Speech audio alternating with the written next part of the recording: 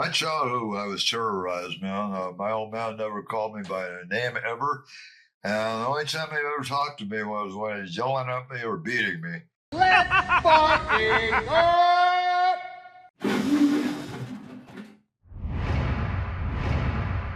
He wouldn't get away with that today. Today, he would be arrested for child or child beating. In those days, kids were like property. Your parents owned you. The first time he had me arrested was when I was 14. He didn't like my hairstyle. He called it a Pachuca hairstyle, like Elvis Presley. He jumped up to get the scissors to cut off my hair, so I grabbed my jacket and split. And I slept under a pine tree that night. And when I came home the next day, man, when he came home from work, he called the juvenile authorities and had me arrested for incorrigibility. I can't remember what transpired after that. I think they just let me go in the custody of my parents. But then when I was 17, I had had two motorcycles before already when I was 16. But then he told me if I wanted another motorcycle, I had to earn my own money. So during my summer vacation between my junior year and my senior year when I was 17, I worked my ass off 55 hours a week at this tool and die company, loading heavy steel into trucks, man. So I saved my money and I quit the job 2 weeks before school started so I could have a little vacation. And then he tells me I can't have another motorcycle.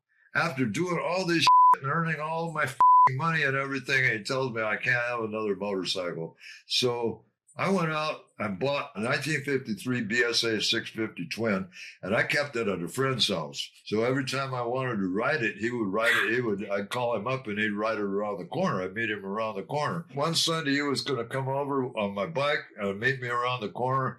And his parents called my parents and told him, my son's on the way over with your son's motorcycle. So my old man met him around the corner and they pushed my bike home. And then when my old man was giving him a ride home, I took off on my bike. I said, this is probably the last time I'm going to ever be able to ride it anyway. So I took off. And when I came home that afternoon, next thing I know, he told me there's somebody here who wants to see you. So it was the juvenile officers. And they put me under arrest for incorrigibility again. And we were still property under the law instead of people. And so when I went to court, the judge wouldn't listen to me, so he told me I had to sell the motorcycle and buy a car. So I sold the motorcycle to a friend of mine, and I went over and worked on it with him a lot because I loved that bike. It was a nice bike. I had paid $350 cash for it. After the judge made me sell the motorcycle and buy a car, they put me on 3 years probation. And so my old man was a real prick, man, a total asshole. And he should have died when I was young, really, man. I wish. But anyway, that's what happened. My old man never beat my mom, but he used to yell at her a lot. And he verbally abused her. But he broke hardwood sticks on me, man. He beat the shit out of me big time. I swear, man, he would have been in prison for that shit nowadays. But back then, he could get away with all that shit, but I couldn't get away with anything. I couldn't even get away with a motorcycle I bought with my hard-earned money. Okay, I graduated from high school in 1957. I don't know where we all came from, but me and Ray, Four Finger Jack, and El Cid were riding around before we ever joined a club. We were riding out to the valley all the time. When everybody joined the club, I didn't have anybody left to ride with. In 58, I met Dink, and he was a pretty nice guy, and he told me about a biker hangout in Culver City called Dopey's. It was kind of a drive-in cafe type thing on Washington Place in Sepulveda. So I went down there and hung out with all the rest of the bikers, and they had three clubs down there. They had the Cyclops, the Road Regents, and the Road Kings. Those Road Kings became the Paisano Boys under Chooch. He had been in the Gallop and Gooses several years before, and he became president of the Paisano Boys when Road Kings changed names. And so that's about the time I joined. I got the name Chino from the Wild One movie. That was my favorite movie. It came out in 1954. That was a movie that made me into a motorcyclist. Marlon Brando played Johnny, and Johnny wouldn't have been a cool nickname, but Lee Marvin played Chino, and I thought that sounded pretty cool. Basically, that's how I got my nickname. Chino, in the movie, he rode a Harley, and Johnny, played by Marlon Brando, he rode a Triumph. When I was in the Paisano Boys, Paisano Chino distinguished me from another Chino. Bob Salee. Then there was another Chino that I never knew, never met, never saw, and I understand he was of Asian extraction. One of the guys in the Paisano Boys named Gene McCullen, and his brother was Jerry McCullen, was in the Cyclops, and that's the only member of the Cyclops that I know.